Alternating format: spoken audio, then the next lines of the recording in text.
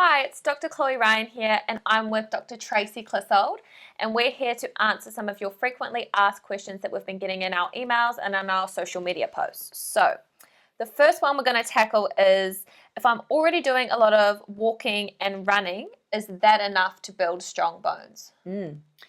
So the recommendations for bone health that still exist would let you think that that is enough.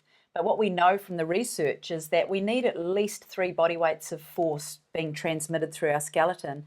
And actually, when we're running, we're probably only getting 2 to 3.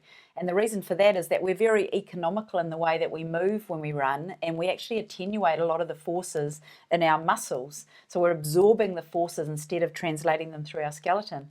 And that's actually a good thing to do, because it would be really, really unsafe if we were landing stiffly and actually running in such a technique that we were stimulating our bone.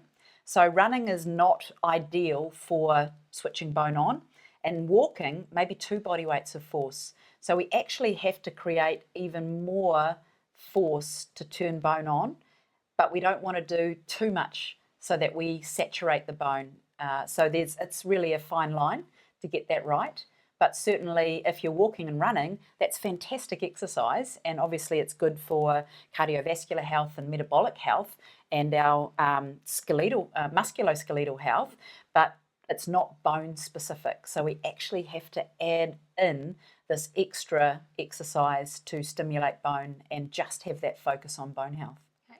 So when we're talking about the extra exercise, obviously here we're talking about jumping, but there's a lot of different ways and types of ways that you can jump and types of jumps that you can do. For example, skipping is jumping, but would you say that skipping is a good exercise for bone health? So skipping is a great exercise, but again, there's a couple of reasons why skipping wouldn't satisfy what we call the osteogenic threshold, so the thresholds to switch bone on. And when we're skipping, we are landing on our forefoot. So we're actually absorbing the forces through our muscles still, because we're doing quite a quick movement. So it's nice and quick, but it's just still not the amount of force that we're requiring to actually switch bone on.